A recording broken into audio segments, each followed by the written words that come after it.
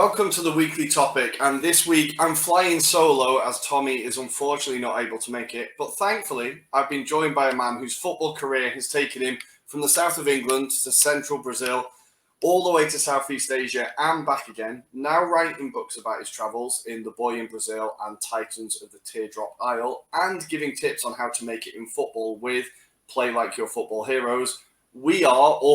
I am delighted to welcome Seth Burkett onto the Anglo-Italian pod. Seth, how are we doing, mate? Thank you very much. Yeah, I'm doing very well, thanks. How about you? Yeah, not bad. It's Wednesday, halfway through the week, nearly the weekend. Can't really complain. So, I discovered, I was put in contact to you through Paul Watson. I'm hoping you know him, right? Yeah, legends. Yeah, he is an absolute legend. He was a great guest, and he told me that we needed to get you on to talk about your football travels and your books. But I think we're going to start, we always start at the beginning on our pod, and we ask about which team did you support as a child? Who were your footballing heroes, and how did you get into football? Yeah, so I supported Peterbrough United as a child. When I was really, really young, my dad took me to watch Peterborough, Leicester City, Forest, and of those three, I chose Peterborough, which is probably okay, right. It's probably not the ideal result, but it is my closest, most local team. And had a season ticket from the age of 7 up until 18. Played in the academy there for a long time as well. And would I still do say I support Peterborough, but I can't really get to their games so much anymore. Growing up, my heroes were probably my first hero was Roberto Carlos. Nice. Okay. Yeah, just I love that Brazil team. Just when you're growing up and you just get into football and you see Brazil with their kit and their players and the skills they have. And I remember Roberto Carlos especially because of the way he was left-footed like me, and his free kick was just incredible.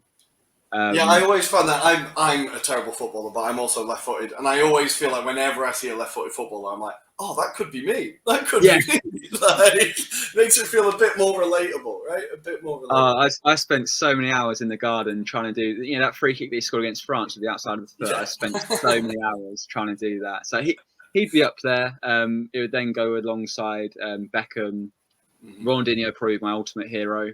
Nice.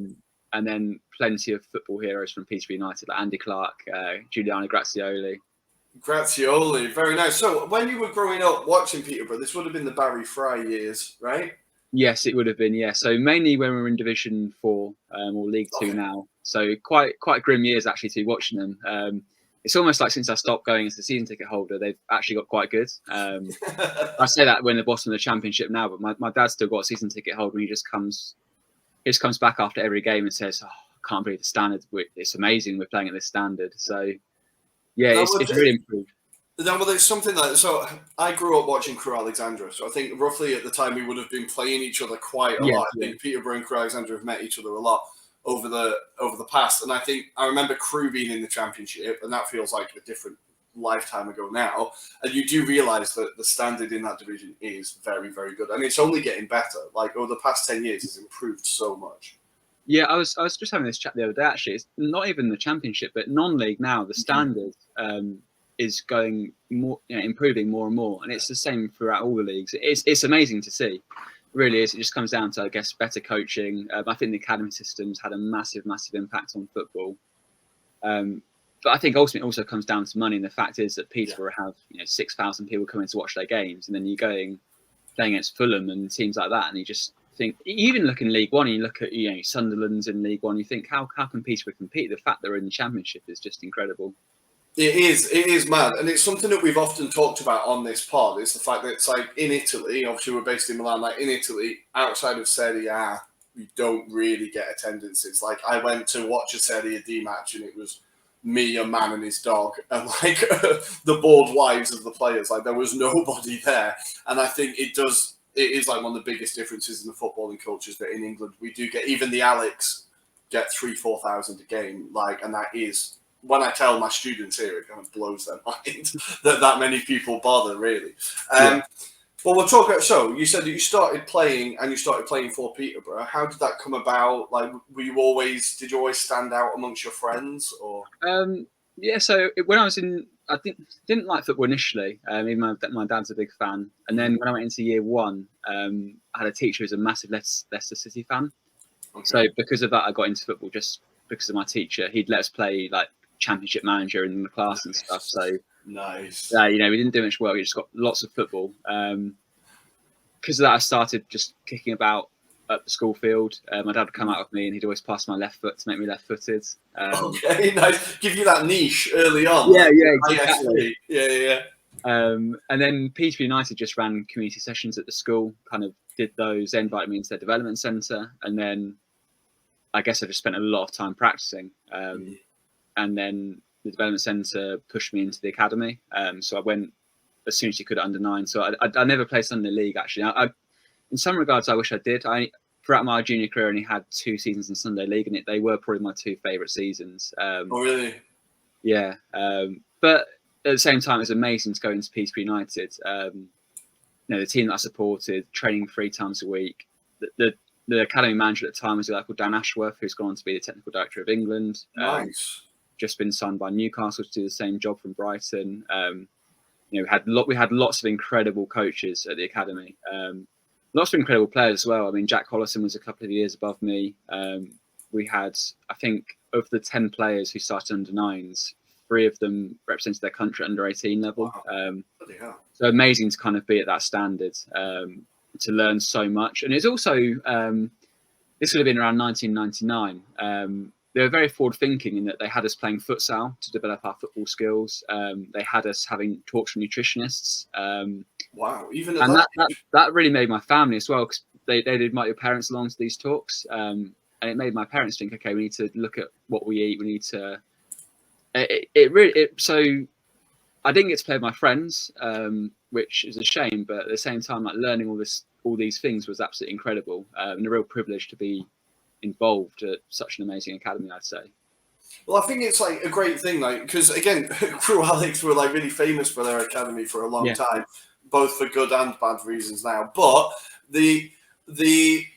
like these clubs have to think of other ways to get an advantage, right? And being the club that's going to look at the nutrition or look at these different innovations is kind of how you get ahead. What is it you think? So futsal's going to come up again in our talk, I think. But what is it you think futsal brings or adds to like the development of a footballer? I think the biggest benefit is being comfortable anywhere on the pitch. One of the key things, so I played futsal when I was 8, 9 to develop football, but it's only weekly sessions, very informal. Around 18, 19, I started playing futsal seriously. And I remember about 6 months later, my football manager came to me and said, look, Seth, you can play 360 now, you can play anywhere on the pitch. And I did. I went from playing centre-back to playing number 10 on the wing, anywhere really. Okay. And because everyone has to play everywhere, but you can't just stick in defence. You can't just hang out front. You have to do the dirty work. It teaches you how to defend aggressively. It teaches you concepts such as high pressing, such as how to escape pressure as a 2, how to play in a 3. And I think now actually there's a lot of links between futsal and football. They're calling it the game within the game. So football is essentially just 2v2s or 3v3s all around the pitch, and futsal can give you solutions for that. There's more and more futsal concepts coming into football, even set pieces, for example. In futsal, a lot of goals are scored in set pieces. That's done through blocking. I'm sure you've seen in the Premier League in the last season or 2, you've now got a lot of corners where players are going in to block opponents to then create space for someone to shoot. And it's really interesting to kind of see that, because that's not how people see futsal. They see futsal as very flary, skillful players going 1v1, but actually it's that you don't really get many of those at all. It's all very, very tactical, which just surprised people. And I think those tactics can really help to develop footballers and to enhance football teams. No, I think you're absolutely spot on. But I think because most people's like experiences of futsal, and I speak for myself, I play like calcetto once a week, and it is just kind of chaos because there's no structure to it, right? But I think if there is structure, you're able to make these like and really get the advantages from it. I do think the chaos actually is probably where it's most beneficial for young players. So I'm speaking as an adult player, is that the biggest benefits are the crossover from tactics and how to escape pressure with a 2v2. But actually for young players, you want that chaos, you want to then kind of work out how to deal with that chaos, how to deal with that disorganisation, how to deal with such little time on the ball, such little space to work in. It's the same way that kind of Brazilian footballers talk about street football and say the benefits of that. That's kind of, for young footballers, that's how futsal should be used, to just get them comfortable playing under pressure, really, and to enjoy the pressure. Let's say, it encourages improvisation. Exactly. Yeah. No, definitely. Okay, so when you're in the Peterbrough Academy, which position did you eventually find yourself in, or were you just moving around? No, it was the futsal wasn't that kind of sophisticated that we'd play properly, because it was literally just, okay, here's a futsal ball, go and the futsal ball is smaller, it's weighted, so you can't boot it, go and play in the sports hall for an hour, which was great. But I my whole junior career I was stuck in defence, whereas actually now I kind of play anywhere. All throughout, I started left back when he was 7-side, and then as soon as 11-side I was centre back, and that was me until the age of 16. Okay, nice. Well, the fact you used stuck in, I get the feeling that's not where you wanted to play. What position would you have wanted to play? I would say I was quite a good player to coach, and I just do anything the coach told me to. So I was very happy there. I think I could read the game quite well at centre back. The only thing is I still aren't very good at heading. No, it terrifies me. Yeah, likewise. So. Well, I mean, as soon as I started playing men's football, they said, "Look, Seth, you can't play centre back. You're stick thin. You're going to get bullied by the ball. Yeah, you're stick thin. You can't head the ball. Go and play left back." Perfect. Yeah. Beautiful. So you're playing in Peterborough, but then you get an opportunity to go elsewhere.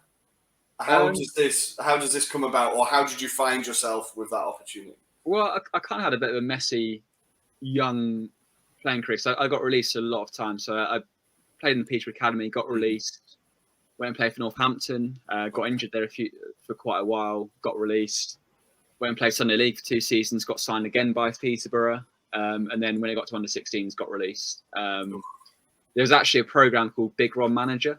This is going a long way back now on Sky. On Sky One, right? Yeah. I remember that show. Yeah. So one of the segments for Big Ron Manager was Big Ron would come and sort out the youth system. And so we played a game against a team of trialists, and Ron Atkinson chose a left winger called Sean White, and he's saying, right, he's going to get an academy contract. Fine. But then Barry Fry chose a left back called Danny Andrew, and said, right, he's going to be my left back. And so the next week they kind of called me and said, right, Seth, you can't play left back anymore. You can't play centre back, you're too small. You're not going to be 6 foot. So yeah, you're going to have to try and play like up front. I was like, what? Okay, right. I was absolutely terrible, like in attack. And to be fair to Barry Fry, Danny Andrews still plays as a professional now. I think he plays for Fleetwood maybe in League One. He's had a really good career. So there's no hard feelings on my part. Yeah.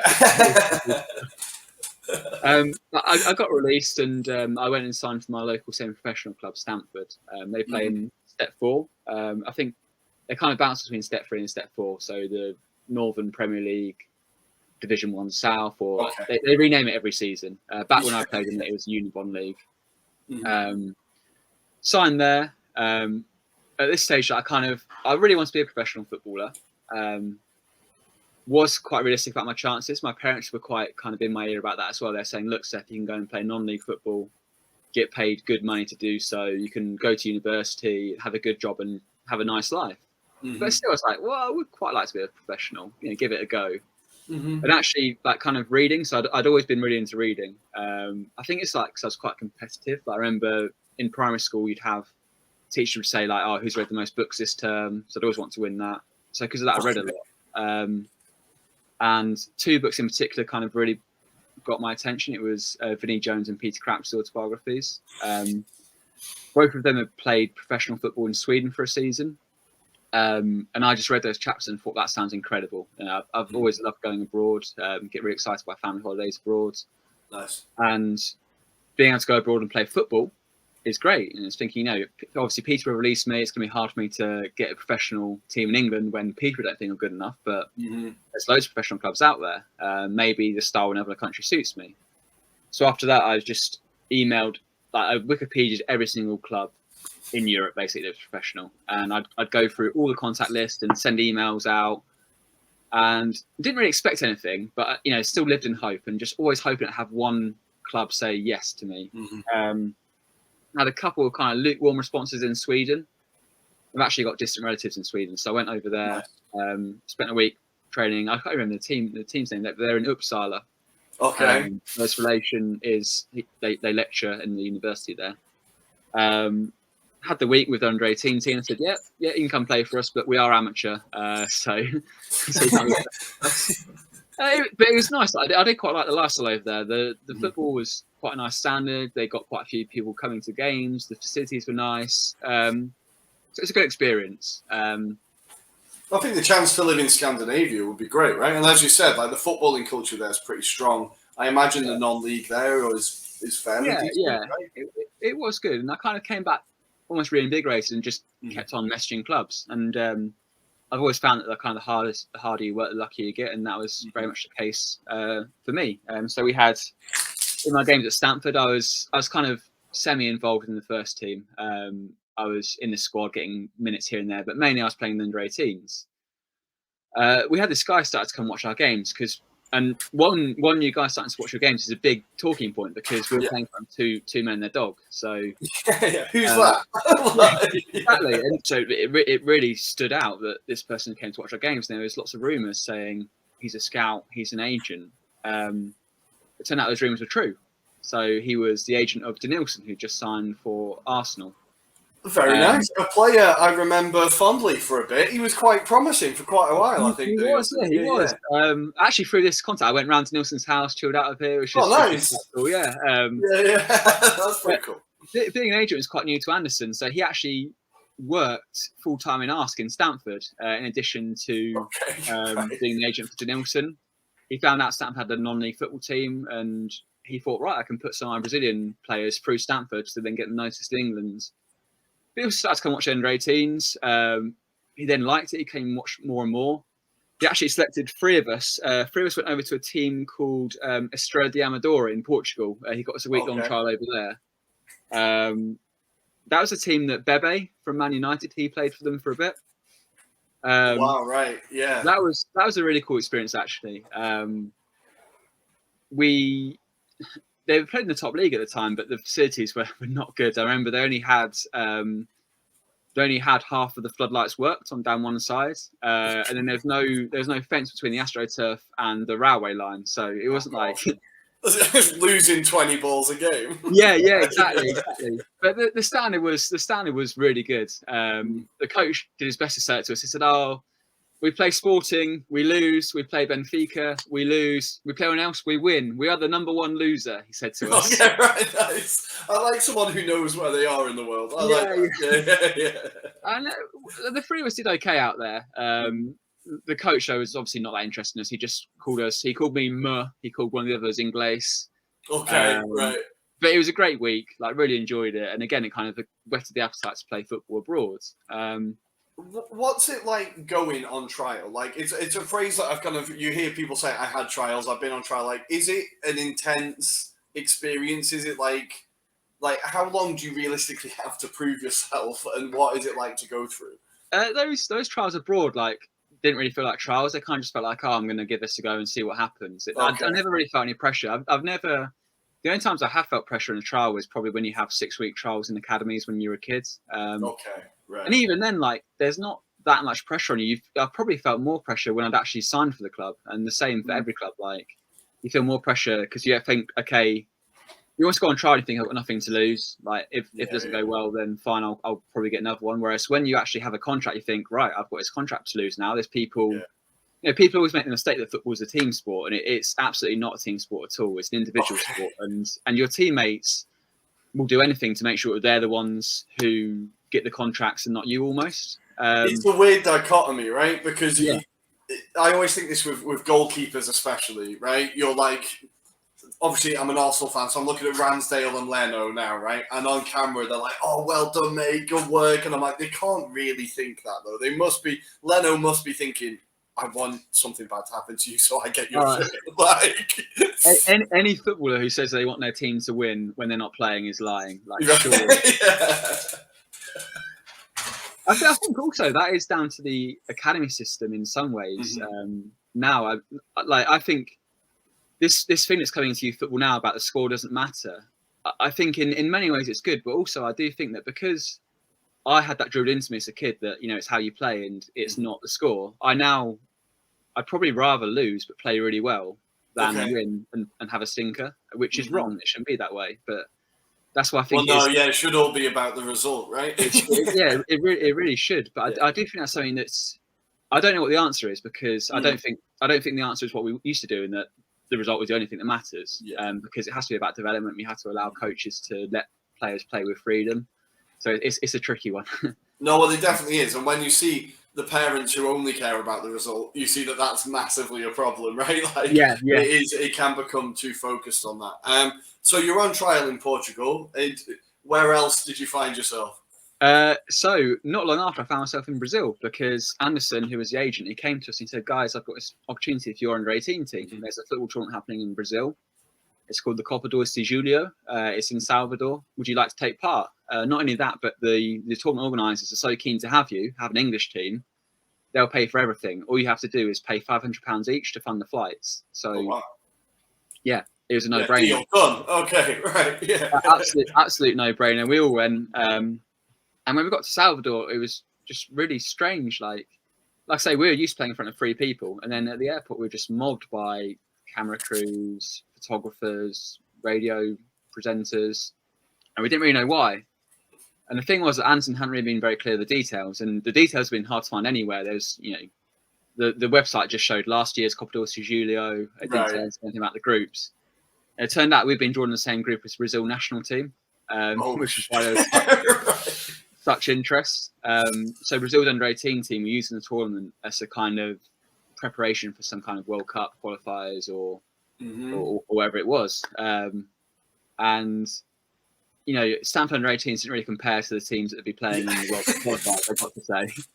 So how, like, having this opportunity to go to a country that is obviously like the kind of holy grail of football, right? Like Brazilian football. And then you find out you're going to be playing against their national team. Like, what was your initial thought? Mine actually was disappointing because I was actually too old to play in the tournament. So there was 5 of us because it's done differently over there with the age brackets. We weren't able to play, but because to kind of apologise for that, we went on a 2-week trial at a team called Vitória, who played in the top league in Brazil. And actually, what was even more annoying is I did actually play in the tournament because after we lost 8-0 to Brazil national team, the coach was like, "Oh, well, you might as well play because if we get chucked out of the tournament, then fine." So swings and roundabouts, right? Yeah. So it was still amazing to watch. I mean, they had Coutinho playing for them, and Coutinho was incredible. Wow. There was 8,000 people watching the game. TV camera. How much did he was he just head and shoulders above everybody? Oh yeah, like he was outrageous. The whole Brazilian team was outrageous. What kind of really surprised me, it still does when I see professional footballers, is just how big they all were. They look like men. I always think this whenever I see a footballer on TV. I'm like, you're more of an adult than I'll ever be. And like Vlahovic is 23, and I'm like, I'm not that much of a man. Like, there's no way. In my mind, footballers are all still older than me, and I'm 31. So yeah. Definitely, I can't face the realization that I'm past it. Like, there's no way. So then, in this tournament, you find yourself playing in Brazil. You lose 8-0, unfortunately. But how does the rest of the experience go in Brazil? Like, what was the biggest difference in the footballing culture that you noticed? Everything was done with the ball. I think. Okay. Probably the biggest difference dictated by the weather. Even Brazilians found it quite hot because we were playing in the north. So it felt like playing in a sauna, especially playing as a fullback where you're expected to get up and down the pitch. It was really, really challenging. So very skillful, very much Marcelo Bielsa style, man-to-man, players just popping up anywhere over the pitch. So what probably I'd have thought would be tactical indiscipline coming from Europe, but probably actually was quite sophisticated tactics over there. It's just it was totally different to what I experienced before. So that was the hardest thing to adapt to. But it was great. I mean, say train with Victoria for a week, and then at the end of the first week, the coach said, "Look, Seth, you've done really well for me, especially. There's a tournament happening. There's a match. Sorry, we've got a friendly tomorrow, and our left back's being called up by the Brazil national team. So we need a player." He said, "Can you come and play in this friendly?" And after that, I was like, "This is my big chance. This is it, right? Here we go." This is it. Anderson, the agent, had brought in a coach to help us called Emerson. He was going to come along and watch. And also, it was great for me because to be recognised by a coach from a top division team whose left back's just been caught by a national team say, "Oh, Seth, actually, I think you're good enough to step in." Yeah. Was amazing. My teammates were all pleased for me, but rather than help support me, I remember they stole my bed the night before, and then they woke me up with shaving foam at midnight. So, was this like a hazing thing, or was this it was specifically for you? kind of like, well, not really a hazing. It was hazing style, but no, like I'd known them for about 2 years, so Okay, we're all bored sitting around. Seth's trying to get some sleep, so we'll do that.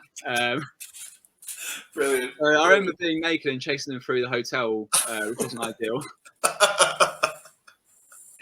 And then the match was, midday kickoff. So that was, I mean, until then, I'd only really trained in the early morning, played in the evening. And that was just, the climb was just unreal. Like, it was so hard. I just did the bare minimum because I was knackered, but did well enough that Emerson, the coach who was watching, said, "Seth, like, I'd like you to come back and play for my team next season as a professional." He was going to take over a team called Sorriso, who were a quite small team in Mato Grosso, a central state in South America. They're ranked 350th, I think, by the CBF. Okay. Considering there's 800 professional teams, that was not bad. That's top off. Yeah, exactly. Emerson, he was going to be the coach for their Copa Sao Paulo campaign. So the Copa Sao Paulo is essentially the Brazilian FA Youth Cup. Okay, it's played in January, so all in 1 month. But it's a massive tournament. It's always where you kind of see the next Brazilian star. Okay. The star actually that came from the tournament I played in was Lucas Moura. He was a top scorer. But it's very, very well attended. All the games are on ESPN, on Globo. Crowds, we're having 15,000 people watch our games in those tournaments. So it's a massive thing out there. That's incredible. So And is the atmosphere in the stadium just a different level? Because you imagine like the South American crowds in general anyway, but a Brazilian playing in front of 50,000 Brazilians, the atmosphere must have been pretty lively. Oh, right? 15, sorry, not 50. So it was... 15, yes, yeah. What's really strange though is that was under 18 football. So under 18 football had 15,000 people coming to watch. And then, I mean, this is skipping forward quite a lot in the story.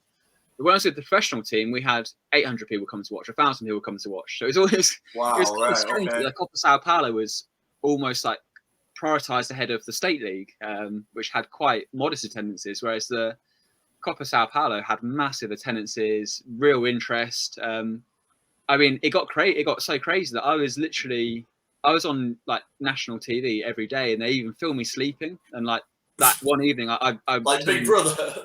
Yeah, I totally I saw like myself sleeping, and then I had after that I had a chat show saying, "Oh, we can't wait to see Seth, the great English left back, come and play in our tournament." And for them, it's a real honour to have an English person coming over to Brazil because they see English people as the inventors, they call us, because we invented football. So it was a great honour, and there's a lot of excitement about me coming to play for them. Which really at least they didn't film. At least they didn't film when they stole your bed. That would have been worse, right? At least they just got you sleeping. Yeah, I mean, my Brazilian teammates when I got out there, they had a lot of fun with me. They really loved taking the nick out of me, mainly because I kind of went over there thinking that they'd all speak English. Okay, right. I was 18 and very naive, I suppose. Okay, yeah. It turned out that only one of them spoke English and he didn't live with us. And I tried and failed to learn Portuguese. So they used to have great fun with me, just getting me to say stuff which meant something else. And yeah.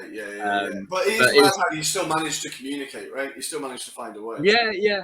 I think in school I did German for 5 years and learned nothing. And yet in probably 2 months in Brazil, I picked up Portuguese well enough to speak to people. Have conversations. So being surrounded by it was good. And I'd say within a week, I kind of picked up the very basics. And it's through sign language you can pick up a lot. Yeah. You just point and shout. It's fine. Okay. Yeah. Well, the coach early on started saying "Sefi Bolha," so I learned that "Bolha" was a quite bad word very early on. That doesn't sound good. Yeah. So you get this contract with this new team. When you get there, what's the city like? What's the team like? What are your first impressions of the squad? My first impressions were very bad, unfortunately. No. I came to Brazil. Fortunately, I watched City of God after coming to Brazil, so that was good. But you learn in school. Amazing film, but kind of scary on reflection. But you kind of come to Brazil, and in school you learn about favelas, you learn about the crime in Brazil. My mum was terrified I was going to get shot in Brazil. She was even more scared that I was going to find a girlfriend and get married out in Brazil and never come back home. That's the biggest fear. So kind of came to Brazil like a bit of trepidation, really, but also kind of thinking, well, I'm going to be a professional footballer, so it's going to be a nice life.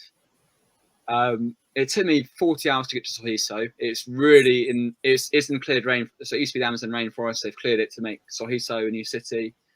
It's in the middle of nowhere. Like when I say to Brazilians I was in Sorriso, they always say why. Okay.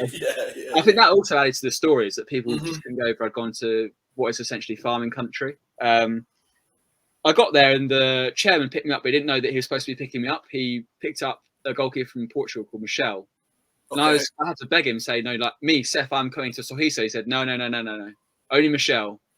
And so I kind of got into his car, like a bit unsure if I was being kidnapped or if I was in the right place. Sending SOS texts. Yeah. And then he stopped. Well, I thought he stopped to get petrol, and he's like, Seth, Michel, out. Got our suitcase out. I was like, are we being dumped here? But what it was this garage had been bought by the football club, and the football club had converted it into a house for the whole team. So it had 3 bedrooms, and there were 28 of us in there. Oh my God. It was absolutely filthy. There were bars on the windows. There was sewage running outside the back door. There were no doors on the toilets. It sounds like world's toughest prisons. It was like that's literally what I sent my mates a picture. They said I thought you were a professional footballer, not going to prison. They genuinely said that. There's like a toilet brush on the dining room table. That's like my lasting memory. It's just like walking in and seeing this toilet brush on the dining room table, and then just like slowly it got worse and worse, and I just like, this is my reality now. It wasn't even my reality because I wasn't allowed to train with this team for the first week. I think there was some issue over contracts. Because I didn't speak the language, I didn't really know what it was, and I was really homesick for that first week. So I had a really bad first impression. The thing which really helped me was the teammates. My teammates were amazing. We bonded straight away because they get me to stand up in the room and say swear words. And then, I signed a 2-year contract, or I thought I signed a 2-year contract. I got someone. So one of the director's son spoke English, and he helped me a bit and said, "Yeah, this is all legit." And I was allowed to train. And after that, it was much easier. Quickly became very, very close friends with my teammates. This is back in 2009, where to go on the internet, you had to go to the internet cafe for an hour. I had an iPhone, which, a very early version of the iPhone. They all found it fascinating. So I never actually had my iPhone because one of them would be playing on the games on it. So because of that, we trained for 5 hours a day. There was 2.5 hour sessions. We had Sunday afternoons off. But when we weren't training, we were just socializing, sitting around chatting, playing table tennis. Oh, that's great. Yeah, and it was amazing. And I loved like hearing stories from my teammates. Like, and so I learned the language more and more. I got to like get more of an insight into them and just what interesting lives they had. Like we had quite a few who come from favelas. Oh wow! And just hearing kind of their stories. Like one guy, Fernando, it always sticks with me. Like we were there for 3 months until the Copa Sao Paulo, pretty much. And he'd come with everything, his whole life in a backpack. And he had a pair of shorts, a vest, a pair of football boots, flip-flops, and a toothbrush. Jeez. And that was literally it. He had nothing else. And he'd say to me, Seth, like he said, in Rio, I can't go outside at night. He'd say, look, this is my house. I have one drug gang this side, one drug gang that side. And they shoot at each other. He said, you can't go outside at night. And he said, the worst thing, though, is the police, because the police just come and storm the favelas, and they think that everyone in the favela is a criminal. Yeah. Hardly anyone actually is a criminal in the favelas. It's a real low percentage. But the police, he said, just start firing. And he's saying to me, when the police fire, I have to just go under the table and hope that none of the bullets hit me. Jesus. And I like heard that, and it really helped my homesickness, because I was like, what can I complain about? Because the fact is that Fernando was always so happy, and like he was always laughing. He'd always say, Sefi, vos ido tamaño dos seus sueños, which means you're the size of your dreams. And like, okay, wow. Just how positive he always was. Like, it taught me so much about life. And I've taken, like, I'd say Fernando has had the biggest impact on my life. Like, wow. After being with him, like everything, I always try and see everything in the positive light now. And I just always think things happen for the best, because that's what Fernando thought. And he was he's just a joy to be around. He taught me so much about life. That's incredible. Are you still in contact with him? No. So because this was before the internet and before phones, really, I just lost contact with him. I'm in contact with a lot of people from Brazil still. And actually, Fernando's story, now that I write books, I'm currently writing a book fictionalizing his life. Oh, wow. Nice. So I'm not in touch with Fernando. I'm in touch with Leandro, who also came from the favelas. Okay. And I messaged him and said, like, to make sure that it was as accurate as possible. And I said, like, you know, 'cause it's a children's book, so the message is, you know, gangs are bad. And I said, is this accurate? He said, to be honest, Seth, no. The gang in Rio were so supportive of my football. They were really, really good to me. Oh, wow, right, okay. That's going to be a hard one to sell. Yeah. I said, okay, well, maybe I'll change that. I'll stretch the truth in that one a little bit, because I don't think that's a good message to send to kids. Yeah, just a really friendly drug dealer. Yeah. That's amazing. So, what do you think, like, beyond Fernando, well, that as well, but what did you learn from the experience from Brazil? What did you take from it, do you think? Mainly about life. Like, I mean, coming as an 18-year-old, just having to grow up so much, like having such tough conditions to live in. I think the tough conditions were really, really important. And actually, they said to me, Seth, in England, why do your young players get given so much so young? How can they still have fire in their bellies? So they do it on purpose. I learned a lot about mental toughness, I think, out there. Okay. I don't know about football. The fact is, the rondo circle, I think, is the most important thing that I learned almost. In Brazil, in England, the ball just zips around the rondo circle. You always have to get to the other side, whereas in Brazil, they just always sought to draw the pressure in.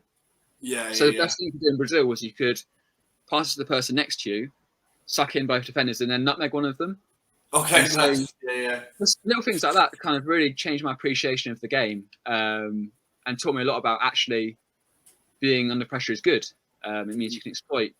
So I learned a lot about football, a lot about tactics. And then when I got a contract with the professional team, I learned even more. And I mean, going back to the Copa Sao Paulo, I played in the youth team, but I was very much second, third choice left back.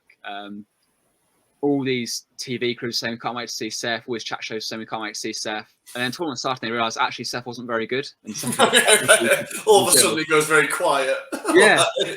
But literally, but then because I'd got them all this media coverage, this very small club in Brazil, the chairman was so angry. I didn't play a single minute in the Copa Sao Paulo. Right. And the chairman was so angry, he sacked the manager and he gave me a professional contract. And he did that purely because I'd got them all this media coverage. When I started the professional club, I was sixth choice left back, and I was the worst player. I don't think I was so bad I stuck out, and I do think that with a bit more time I could have integrated to be like the backup left back potentially. But you know, still way off it. But you know, playing in professionals, I learned so much. Our captain was a guy called Capone, and he previously played for Galatasaray. He'd won the UEFA Super Cup, so it was when they beat Arsenal in the final of the UEFA Cup. He played in that match. 2000, around the 2000. Yeah. So he played. He was Galatasaray's right back, and then they went and played Real Madrid in the Super Cup, and they beat Real Madrid. So you know, to be lining up alongside him, I had one of the first choice left back played with Kaká at Sao Paulo in the youth team. Nice. Second choice left back I played for Brazil on the 23s, and so like learning. The competition was definitely decent. Like, this is the 350th best team in Brazil. So like learning from those players and kind of learning the intricacies of football, but also like from their experience about how to build a career, which I didn't actually do, but like it was just amazing. Also, what was really valuable to me, and which has obviously influenced my career now, is that I kept a diary out there. And the characters I came across, so people like Fernando, I'd write down lots about them. One of the directors, Elias, who was openly gay in quite a homophobic society. I learned so much from him. So kind of writing about these characters actually taught me a lot about how to craft stories and how to kind of write interesting bits, which has then gone on to influence my books that I've written. So I learned so much from Brazil. Well, that's amazing. I was going to ask, is the writing something that you'd always done, or was it something that you saw like No. after football? You're like, oh, maybe I can do something here. Yeah, I've always wanted to do like interesting stuff, so like playing abroad, and like writing a book. I was saying that I'd want to do at some point in my life. Creative writing was never a massive strength of mine. English was always a good subject, but creative writing, I was getting C's for it and whatever. But my gran was an author, so she was always encouraging it. Nice. But I'd never gone and proactively written. I literally just kept a diary in Brazil because I thought it'd be interesting to look back on, and also because I had so much downtime. There's only so many hours in a day where you can stand up and swear in Portuguese before. So I'd write, and it started off from a couple of paragraphs to ended up being like a couple of pages and just going really in depth about what interesting characters. I mean, the chairman was just I'm sure he's a criminal, but he was a really interesting character. Like, he was an interesting criminal. That's fine. Yeah, he kind of used to bring his girlfriend along. Like, he used to take me out with his girlfriend, and he used to try and impress his girlfriend by speaking English, but he couldn't speak English. So he'd say like, "Hey Seth, 1, 2, 3, congratulations." And then down the line, when I was having contract problems, he'd say, "Seth, congratulations." And then he'd say, "Seth, problem." Like, what is it? What is it? So real character. And then, I mean, what happened to the football club just really kind of capped off the diary. So my personal situation was that I'd signed a 2-year contract, but 3 months into my stay in Brazil, and by this stage I was with the first team, but there was no reserve team, and I was fifth choice left back, and there were 33 of us at training. So my training was literally, I'd do the physical. Up to that point, everything had been done with the ball, and I thought that was how it's done in Brazil. But with the senior team, it was all physical work and hardly any ball work apart from matches. So my reality of professional football was lots of running, 10 minutes at the end, and I'd have to spend about 10-15 minutes standing as a wall for the first team to take the free kicks. So actually, training was really tough. By this stage, we'd moved out of the garage and into a proper hotel. But there were 6 youth team graduates in the first team. We were given a 2-person chalet between us. So again, quite tough conditions. Again, love being with my teammates, love being with them every day. But football then was not always cracked up to be. And kind of alongside that, before going out to Brazil, in the 2 months I'd had of the season in England, I'd actually been doing really, really well with Stamford. I've been starting a lot of games for them, pushing on. And part of me was kind of thinking I'd be better off actually playing for Stamford and getting noticed back in England than I would be doing hardly any football out here. So the dream had not died, but was not quite as golden back then. Petering out a little bit. Yeah, petering out. And I was kind of thinking, I need to move clubs if I'm going to stay out in Brazil. Anderson, who was representing me, he was trying to move me because Emerson was also his client. And he was saying go to Emerson in Sao Paulo, which I was considering. But after 3 months, the chairman came and he said, "Congratulations, 1, 2, 3." They brought someone who could actually speak English, and the guy who could actually speak English said, "Look, Seth, they hadn't been able to sort your work permit yet. You're still on a tourist visa." And I said, "I signed a 2-year contract." He said, "Yeah, but that was just a piece of paper. You need to go and fly to Paraguay and fly back to Brazil." The way that the league system works out in Brazil is that I'd only been there for 3 months, but I'd already played in the Copa Sao Paulo or had that experience, and the first team only actually had about a month left of their season.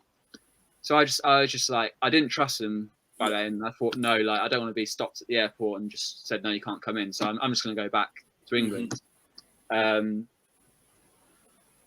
So lasted another month out there. So I did 4 months in Brazil. But when I got back, and actually when I did get back, I was taken underground by the police at the airport and interrogated, literally interrogated for about 45 minutes. It was the most scary experience of my life. Was this in Brazil or when you got back in the UK? In Brazil, yeah. They when I tried to board the plane, they noticed that my 3-month tourist visa I'd overstayed, and I had to beg them and say, "Look, I've been to a football club. I thought that I had more time." But this is weirdly something that, and listeners to the pod may be familiar with this, but I had a very, very similar experience in Kazakhstan, and it's I can verify it's absolutely terrifying. I thought I was going to prison. Yeah, I had two options. It was get out of the country or prison or pay. And that was the other one. That was the one they were very keen on, I'll be honest. Well, yeah, so that's what happened to me, is that they let me go with a fine, and I've still not paid it. So I'm technically banned from Brazil because I haven't until I pay this fine. And like when I was back in England, like I kind of thought like, oh, I maybe I should go back to Brazil. Like I had Emerson saying come to Sao Paulo with me, but then what happened in Sorriso really changed my experience, because not long after I was back, the director Elias was murdered, and he was murdered by his boyfriend. That was the official line, but actually a lot of the people I spoke to said that it was a hit job. So Elias, in addition to being a director of the club, he was also a local politician, and the rumor was that he was growing quite powerful politically, and that one of his rivals had put the hit out on him. The boyfriend who stabbed him to death just went to the next state and never got caught. He's just living his life now. So that happened, and then a few months later, just any decision to go back to Sorriso was taken out of my hands, because the football club was shut down for money laundering. It turned out there was a lot of corruption there. So Sorriso as a city was supposed to rival Brasilia by this stage, and the football club was also along the same lines. So a lot of investment had gone into the city and the football club, but that was in theory. In reality, like the money was going missing and all sorts. It was very, very dodgy. So has there been anything like? Have you heard anything, or has there been any repercussions since, or was it just the club was folded and then the club was folded? That was all I kind of knew to my knowledge. I spoke to one or two people about it, and they gave me little bits, but nothing too much. The football club still doesn't exist. There is now, after about 6 years, they did create a new Sorriso football team. It was under I think it's called Grêmio Sorriso. They're now playing the Campeonato Mato Grossense second state division. So they're quite small now, unfortunately. But like after seeing all that, it kind of really did get me to open my eyes and actually see that. Because I was 18 when I was out there, like I was very wide-eyed, and actually when I was that is crazy young. Well, I have to keep reminding myself that is that is young. it really did make me think. I was like, actually, Brazil was very racist and very homophobic, and it kind of made me see that actually there's a lot of problems in Brazil, which when I was out there, I kind of probably turned a blind eye to. And I had lots of opportunities to go back to Brazil. I had maybe 5 football clubs get in touch to say, come and have a professional contract with us. I had even Fluminense got in touch to offer me a trial. But every time I just said, I'd love to come, but I want a work permit sorted first. That was always the thing it fell down on. The Fluminense thing actually came about because when I got back to England, Arsenal started to look into the story, because my grand always said that my grandfather's uncle played for Arsenal, and we always feel sure. But the Arsenal squad looked into that, and actually, she was right. My grandfather's uncle, Charlie Williams, was Arsenal's first ever goalkeeper. Oh, wow. And after playing for Arsenal, he then went to Brazil, and he managed Fluminense. And because of this, Fluminense wanted to invite me in for a trial, which would have been amazing, but it kind of never quite happened. Well, I think you're right. Like after having such a scare with paperwork in a different country, you want to have that peace of mind, because I know that when I was in Kazakhstan, once it all started to go wrong, I couldn't wait to get home. It was very much like I need to get home now. And like I said, I was very much thinking I can go and do something at Stanford here, and I've been offered a place at Loughborough University the following year, so I was thinking, well, I can go and play at Loughborough, very good football program. I can go and play in the Stanford first team, and it'd be a great opportunity to be seen. A couple of players had gone and played for Macclesfield from Stanford. I actually had Macclesfield was a potential for me to go on trial at. But again, that kind of never quite happened when I was back. But I did kind of think, well, I'll see what I can do in England, because I do ultimately want to go to England and play here. Nice. So you find yourself back at home. We are slightly running out of time, so I need to kind of skip forward a bit. But you find yourself in England, and then your next destination. Where do you end up next? On the other side of the world, Omar? Where did you find yourself? I end up in Sri Lanka, which actually is probably even crazier than Brazil. The maddest country I've ever known. And what's really mad is that by this stage I'd stopped playing football. So I went to Sri Lanka 10 years after Brazil. So I went to Loughborough, went back to play for Stamford again, and then after my first year in Loughborough, I broke my leg. At this stage, I'd started playing futsal properly. I'd started playing for the university, and actually got involved in the England setup. And I was kind of in and around the England setup when I broke my leg. And so when I came back from a broken leg, I thought, well, I broke my leg playing football. I could go and earn a couple £100 a week playing semi-pro or whatever, and like trying to keep the dream alive. Or I could go and play futsal and represent my country. There's no money in it, but that is the absolute epitome of any sport, is representing your country. Well, that's the dream, right? To get your cap. That's incredible. Yeah. So I decided to go and just play futsal. However, when I was 27, so quite a few years later, I got a message from someone who'd read my book in Sri Lanka, and they said, "I've read your book, liked it. Do you want a professional contract?"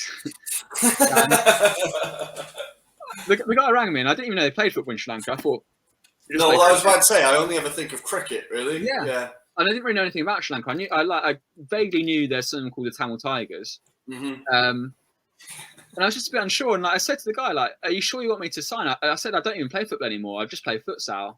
He said, "Seth, how tall are you?" I said, "Oh, I'm almost 6 foot." He said, "Seth, you're my first signing for the Trinco title." There we go, done. I said, hold on a second. I'm still a bit unsure. Like, my girlfriend was next to me on the sofa, just like oblivious to what I was saying, like that I was going to disappear for the whole summer. Yeah, I thought I probably should get her approval first before saying yes. I was like, "Wasn't there a war?" He's like, yeah, but it's fine now. It's fine. And I was like, "Okay, well, I'm still a bit unsure." He said, "Seth, there's one thing you should know. This football club is going to be owned by Mahela Jayawardena and Kumar Sangakkara." And after I was like, I'm in. Deal done. Okay. Yeah, like to me, they're like two absolute legends of cricket, and I thought, wow, that would be incredible. I was like, actually, I can keep a diary out there. I can write a book about it. If everything goes really well, I can ghostwrite either Mahela's or Kumar's autobiographies. So yeah, that's brilliant. Yeah, I did say to him, okay. Like the next day, I said to my girlfriend, "I'm going to disappear for the whole summer, probably longer." And she said, "Fine, good riddance." We are now engaged, so obviously we did survive that. But I did say to the coach, "I'll come as long as I have a work permit and a contract before I arrive." He said, "Fine." The date came for me to depart, and I hadn't had a contract or work permit. The second date came. I didn't have anything, not even the flights. But at this stage as well, and actually before the first date, there were the Colombo bombings. Oh, wow. And the whole country was in curfew, in lockdown. And that made me think, okay, this place is quite dangerous and it's probably not going to happen now. And I didn't hear from the coach for a while, so I was like, fine.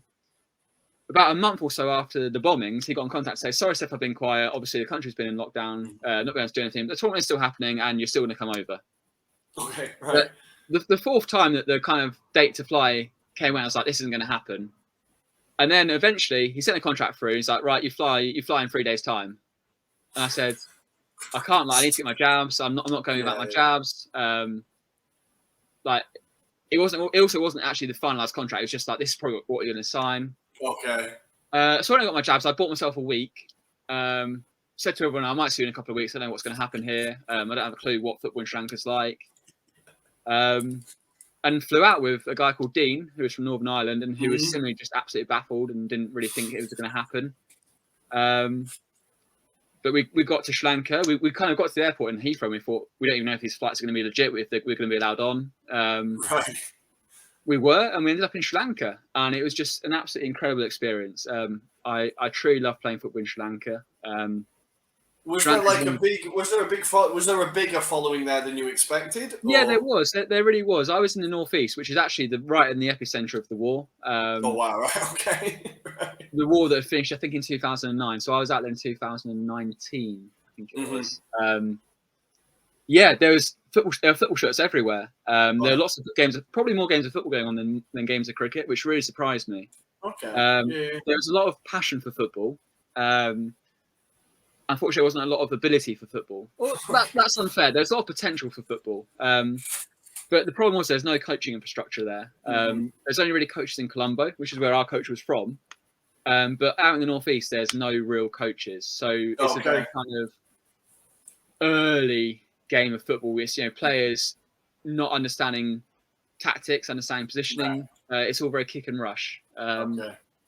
Players not very comfortable in possession of the ball. They don't even know things as basic as keepy uppies. However, if they were coached, they could become quite good. So that was a learning curve, because in Brazil I was one of the worst players, whereas in Sri Lanka, me and Dean were the best two players by some way. Right. How this league worked was that, so it was the North East Premier League, it was called, and it was set up to kind of unify the area that was that had been at war almost with the rest of Sri Lanka. So the area that the Tamil Tigers operated in. Each one of these teams was allowed 4 foreign professionals to play in the league. Only 2 of the foreign professionals could play at once, though, so that's why Trinco Titans, my team, only had 2 of us. Okay. And it was a whole new experience to kind of be the leader. I mean, there are massive posters of me and Dean unfurled in the stadium. I really hope you asked for it. I really hope you still got that somewhere in the house. Well, so that's the thing. I say to them, look, I need to give this to my mum for Christmas. Or I need to just take it home and just put it on the front of my house. Like, yeah, exactly. That'd be my garden forever. Yeah. Unfortunately, fast forwarding quite a bit, the tournament the league didn't quite turn out how we expected. We did very poorly, and I did hear that my poster was burned by the fans in anger. So wow, right, okay. Leaving a legacy out there, though, I like it. So yeah, since I played professionally over there, I don't think any other European person's played professionally over there. I think me and Dean might have ruined it for everyone else, actually. So what was the tournament like? Was it like it was a nationwide tournament? It was like, what was the standard like? Just in the northeast. Oh right, okay. It was, the pitches were terrible. So our pitch, it had a cricket mat nailed into it. There were bricks in it. It was dangerous. It was literally dangerous. Before the games, the pitch was watered. It wasn't watered so that the ball would fly across it nicer. It was watered so that the dust wouldn't fly up into the players' faces. Jesus. So when the pitch wasn't watered, it was horrible. I mean, also you have cows on the pitch. So before the game, cows were literally on the pitch, and the pre-match warm-up involved finding the biggest stones and throwing them off the pitch, and also shoveling the cow poo off the pitch. Jesus. So totally alien. Like in training sessions, cows would be in the 18-yard box. You had to like kind of play around them. There's those improvisation skills again. That's good. Yeah. And it's very much a case of having to lead my teammates. So I played centre back. I said that I hated heading the ball and I wasn't very good at it, but in Sri Lanka, everyone was very small. Our striker had size 5 feet and was 45 kilograms. My days. So I didn't even need to jump to win a header, which was great for me. But I think Dean, the guy from Northern Ireland, described it very well. As he used to come off after game and say, "Seth, my head is fried," and that was very much the case. Like my right back would go and stand next to their winger, and so what oppositions would just do, and what we also did, because the opponents did this as well, is we just played diagonals between the centre back and the right back, because that's where the space was. And I used to scream at them saying, "No, stand halfway between me and the winger. You can get across there." And they just like say yes, and then go and. So very, very basic tactical limitations. Though we were owned by Mahela and Kumar, they were doing it as a social like initiative thing, really. Okay. So actually, we're all being paid the same amount. We were being paid quite a modest sum, and most of the other teams were being paid far, far more than us. So when the tournament did start. And because it was social initiative, we had players just from Trinco Mallee, really, where we were based. Whereas the other teams had players from all over and recruiting and paying them well. So when this tournament started, actually, we were quite inferior to a lot of the teams. And it was hard. We lost quite a few games. We won our first game and the fans were great. They were all like dancing, and everywhere I went after that first game, they're saying, Seth, well done. Like it was crazy. Like I had about 2,000 people adding me on Facebook. Everywhere I went, like they're saying Seth, like they were, like me and Dean were looking at each other like we're rock stars out here. Yeah, it was amazing. It's like Maradona in Napoli. Like, yeah. And then we started losing, and by the end, I had people saying that I was a little girl, was what I was called at one point. Okay, nice. In a city. And then towards the end, actually, our team got attacked by the fans. So one of the last home game I played in, we were barricaded in changing rooms, like with the owner just like holding the door like that, and just the fans, they were throwing stuff at the changing room window, saying, "Come out! You brought shame on the city. Let's deal with you."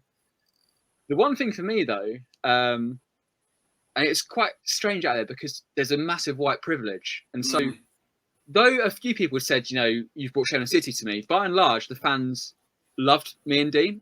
Okay. And after that, we lost 5-0 in that game, which is why the fans reacted so badly.